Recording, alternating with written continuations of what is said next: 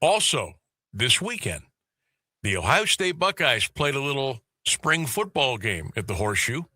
Not the greatest weather conditions, but nice crowd was on hand to see what the Buckeyes may have in store for us coming up here in 2026. And I thought, you know what? It's been a long time since I've talked to my man, Marcus Hartman. Used to talk to him back when I was at the radio station back in Canton many moons ago, and been following him on X. And I said, you know what? I think it's time to make that call. And we did, and here he is. Marcus Hartman from Press Pros Magazine does a great job covering a lot of things in Columbus, including the Ohio State Buckeyes. Marcus, it's been a long time, brother. How you doing this afternoon? I'm pretty good. I appreciate you reaching out. You got it, man. I've been following along, and I saw a couple of little articles, a couple of stories. You were talking about the renovations, possibly what you would like to have done with Ohio Stadium in the Schottenstein Center. We've been talking about that for a little while. I said, let's do it, and let's see what happened down at Columbus on the spring sports, big spring football game. So I got to watch a little, and I'm already just infatuated with Chris Henry Jr., like a lot of Buckeye fans are. Tell us about Saturday at the Shoe and what you saw and what maybe we could be in store for here coming up later on this fall. Yeah, I think that was probably the best. Hold on, I've got a dog here just decided to come over and whine. That was probably the best thing that you could take from it was he's a freshman. If you see the guy, he passes the look test, which you never know how much a freshman is going to be able to contribute. And obviously, they don't need him to come in and be Jeremiah Smith as a freshman or be a star, but you see the fact that he knows what he's doing. He's gotten a lot of good training already over the years. He looks a lot like his dad, the way he moves, and he's so big and strong and athletic. So you figured what you saw from him Saturday was, all right, well, this guy's definitely going to be able to contribute. He can at least be out there and prevent you from just completely tilting the field toward Jeremiah. It'll be interesting to see. We didn't get to see; they didn't stand out much. I was curious to see what some of the receivers looked like, and Brandon Ennis, what you're kind of getting from him. He's a very solid guy, a team guy. So if anything, there's been a lot of buzz for Chris Henry Jr. and for Brock Boyd, who's another freshman who's from Texas. He's more of a slot receiver type of a guy. The coach's son does everything right type of a guy. So we'll see how that rotation kind of shakes out. But yeah, that was the number one thing. And the other thing, everybody came away, happy to see that, Tavian St. Clair. I mean, not that he's ready to challenge Julian Sand or anything like that, but he looked like he has taken a step from where he was before. He's got all the physical talent, which, once in a while, these guys will be 5-star guys and you come out and you go, really? I don't really see it. This guy, you can see it. He's a big, strong guy. He's got a great arm. The competition level wasn't a whole lot when he was in high school. And his senior year, that's one of the teams that we cover, Bell Fountain, has everybody graduated off of his junior year. So they were really good his junior year. His senior year, they didn't have a whole lot around him. And I think they were 7-3 and they lost in the playoffs. There's a little bit more of a learning curve for him. He's not one of these guys. They like the fact that he didn't have a private quarterbacks coach or anything like that in high school. He's kind of a piece of clay that they can mold. And so, he's coming along, he's making the progress I think that you'd like to see and feel good about, where he'll be, in a year if that would be his time. Marcus Hartman is our guest. Marcus, before we go any further, I know you got the Press Pros magazine, you got some other stuff going on. How can people reach out, follow you, interact with you, and see what's going on in your world? Sure. The Twitter handle, the X handle has never changed. That's still just Marcus Hartman. My primary thing now, I'm writing for Press Pros Magazine. Our focus is kind of West Central Ohio, Miami County, Shelby County, Mercer County. We actually have found we have a lot of readers in Northeast Ohio, especially on Friday nights. We think that it's people who like to see if Marion Local won. Some people I know, they're regulars over there in Northeast Ohio. So we've got good readership from all over the state. We covered we covered Menor and a Glenville game and a couple of other Northeast Ohio games last fall, and that went pretty well. I think we were open to maybe trying to do that again this fall too, just so people are aware. But we really try to cover, we've got Ohio State football, basketball, baseball. Also, we probably cover Ohio State baseball more than anybody else. And we've got a UD basketball writer as well. And so you can get all your high school coverage there and the Ohio State coverage. We're the only people in Southwest Ohio covering Ohio State in person now, as things evolve. And then, so that's pressprosmagazine.com. And then you can also find me. I've got a newsletter. It's free. All you have to do is sign up for it. It's cusswordsports.com. CUSSPORTSWORDS.com. That's primarily Ohio State stuff. If I feel like writing about the Reds or the Bengals or whatever else, the NBA or the college football playoff or NCAA tournament expansion or whatever, anything like that, the first four, you might find that on there. It's primarily Ohio State stuff, though. So I even mentioned today, the Browns and Guardians fans are more than welcome to follow along, but there's going to be some Reds and Bengals coverage as well. It'd probably be 80% Ohio State stuff. And every Friday, I'm doing something called This Week in Ohio State Football, where I'm rounding up just kind of the week in football. It'd be some of my stuff, some stuff from people around the area, and then sort of whatever else floats my boat. Good stuff. Sounds like you're busy wearing a lot of hats, and of course, doing a great job. I mean, boy, things have certainly changed in our business over the decades, and you gotta go with the flow or don't. So it's better to exactly. Beginning of that, Marcus. We've seen a lot of spring games over the years with Ohio State and other big programs. What now in this era, 2026 and beyond? What is the philosophy behind these spring games? The number one thing to me has always been, don't let anybody get hurt. What is the most important thing or things that would follow in that line? I think for especially this year, but probably enduring over the years will be, you want the guys that have not played there before to get a shot to just sort of feel what it's like, see how big the stadium is, and be on a little bit of a different stage, a little bit more of an adrenaline rush. And you know what? It's kind of one of those things. It's like preseason football. You've got to kind of really be. Everybody likes to kind of get into it and check it out, but you've got to be, really a hardcore follower. But if you are a hardcore follower, it's very it can be rewarding because you can see what some of these backups look like against each other, and that's the main thing I like to see is just sort of who's really looks good athletically, who's tough and who's faster and who can tackle and block and everything like that. The offensive line was a little shorthanded, which is pretty normal for a spring game. So I kind of expected the ends to have a big day, and they did. And so, yeah, the number one thing is nobody gets hurt. Obviously, so when the starters were in there, they were not tackling to the ground. It was just called thud. They let the backups kind of go at it. He had even said he might let the quarterbacks get tackled, not Julian Sayin, obviously, but the other guys. They didn't do that. But that's the main thing to see. There was some talk about maybe getting away from spring games just because coaches are always paranoid, and they were worried about losing guys that look good in the portal a couple of weeks later. But now there's no more spring portal, so they don't worry about that anymore. And that's all the more reason. That's why they got 51 new guys that they're breaking in, which Ryan Day talked about every chance that he got. I think he's very paranoid about making sure he's got the culture right and everything. Well, now you want to get those guys out there and get a rep and get what it feels like to be an Ohio State football player, including even 40,000 was one of the smaller crowds they've had in the last 25 years, but it was still bigger than probably most places get. Even in the Big Ten. So, it's just a good thing to get out there and kind of see guys when there's a little bit more pressure on them. And again, you get to see the receivers go against each other, the cornerbacks go against each other. I was kind of looking to see what the communication was like really in the secondary. They talk about Caleb Downs he made everything go. Not only was he a great player, but he made sure everybody was in the right place and knew their assignments and stuff. So that was something I'd like kind of want to see if the safeties they were able to direct traffic and everybody was where they needed to be. And, I think they passed their first test at least. Marcus, what are the expectations for Julian Sayin coming up this year? I know he's working on some footwork and working on some speed and agility and things like that. I thought the young man acquitted himself pretty well a year ago, but it's Ohio State. What are the expectations to coming up? Well, it was interesting.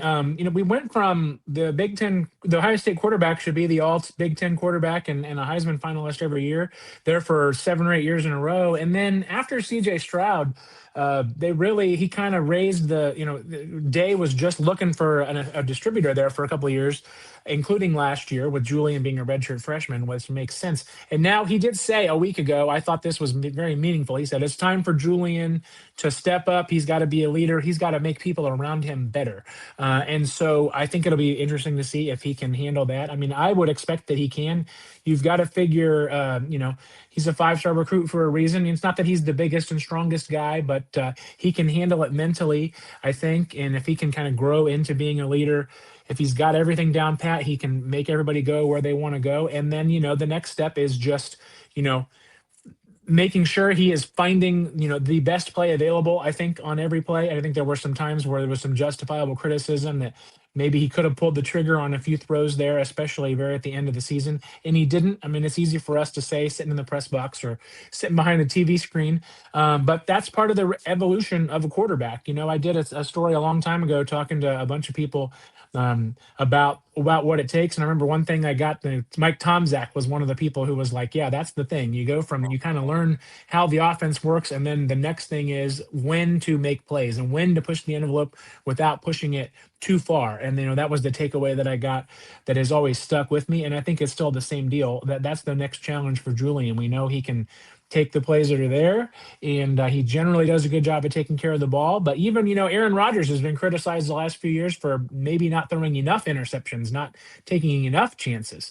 And so there's a fine line even for guys in the NFL. So that's what I think. You're going to see him take charge in the huddle, be on it on every play, make sure he's got his guys where they're supposed to be, and that he is finding, the big plays when they're there and maybe not too quick to check down. Now, check downs are not a bad thing when you throw to these big, fast, athletic guys and they can go and make break tackles and make things happen. But I think that's what you expect. You expect him to be, one of the best quarterbacks in the country and leading a great offense.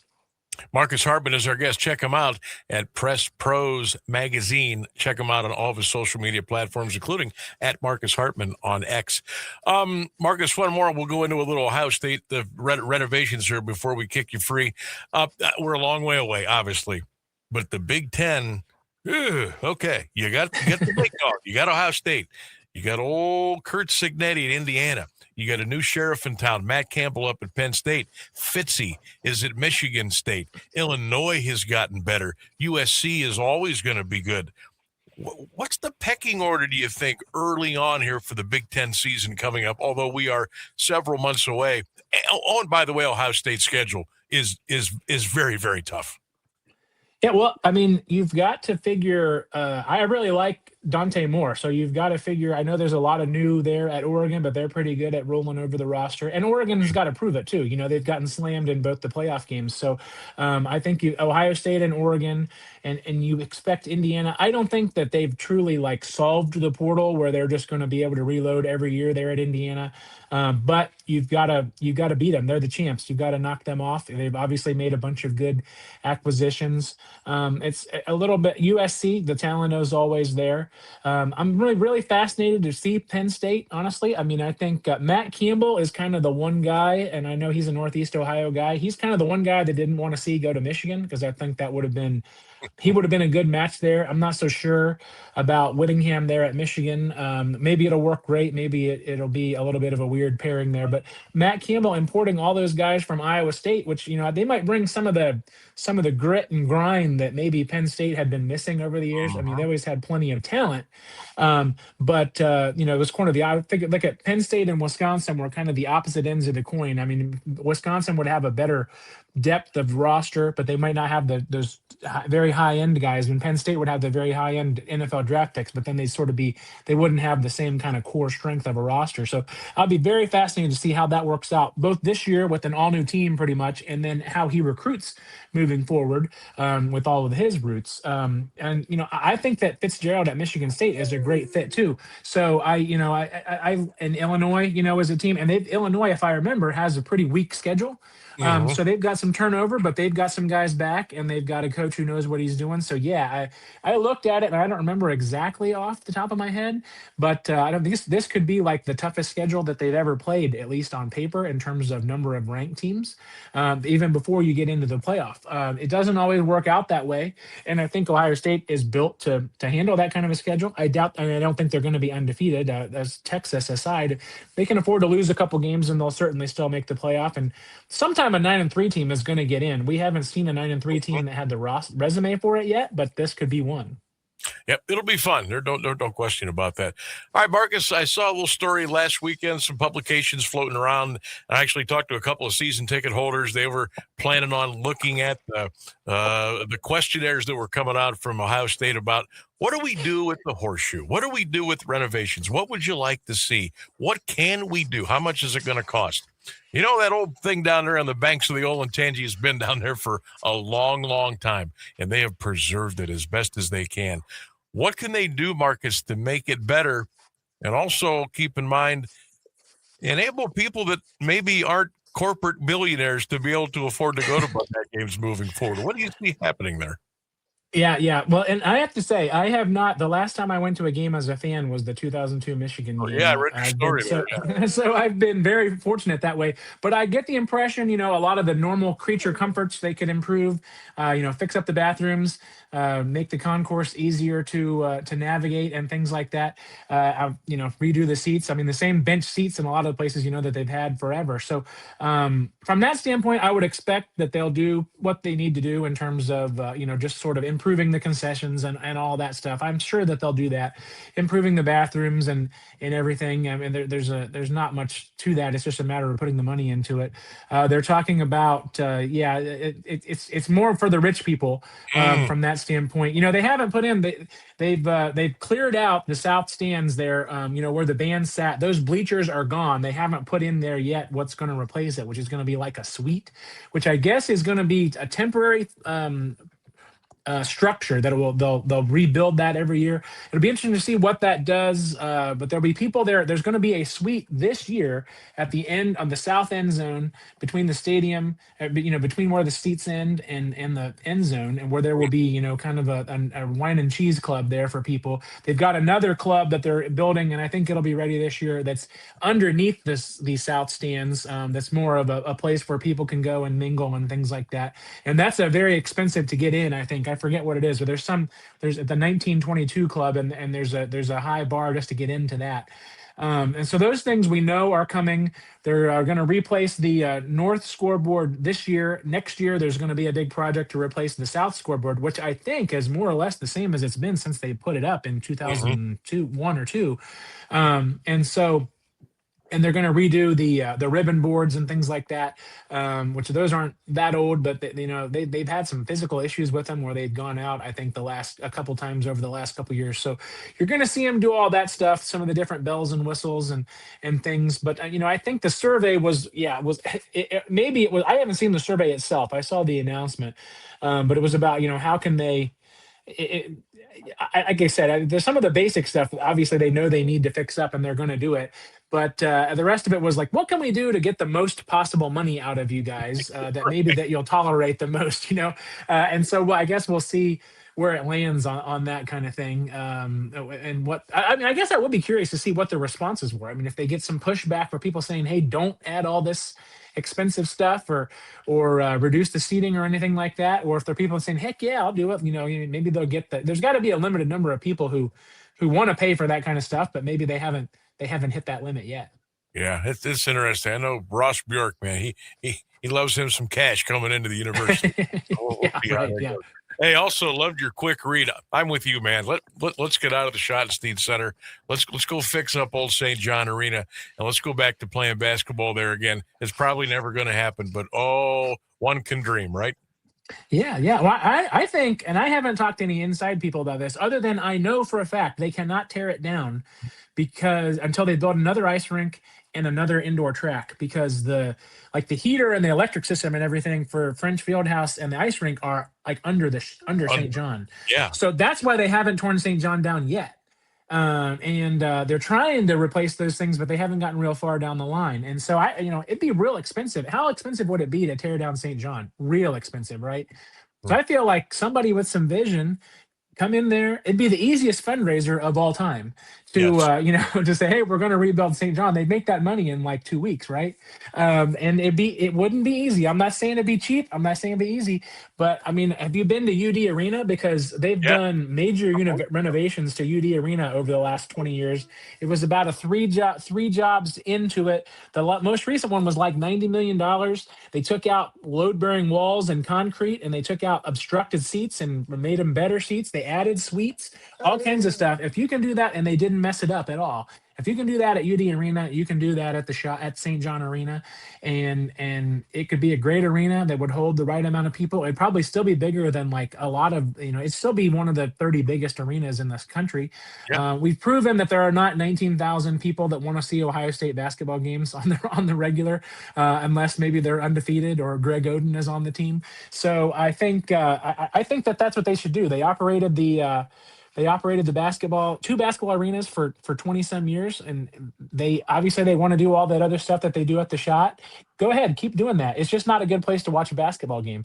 Keep practicing there. Have your your fancy locker rooms and stuff like that, and then just go over and play basketball in a place where the fans are going to be more into it. It's going to be more fun. You're going to have a real home court advantage. Yeah, I'm not holding up hope at all that they're going to do it, but I think it would be awesome if they did. I do too, man. Get me back to the home where it was 13,276 every night for Ohio State basketball. Let's make that happen. My check will be in the mail. Marcus, it was great catching up with you. We will call upon you again for a myriad of things, I'm sure, in the near future. Appreciate you doing well. What you got going on? And I appreciate your time today, man. Thank you. Thank you very much. Marcus Hartman, Press Pros Magazine. Check him out. There's a lot of great stuff as well on the social media. Give him a follow at Marcus Hartman on X.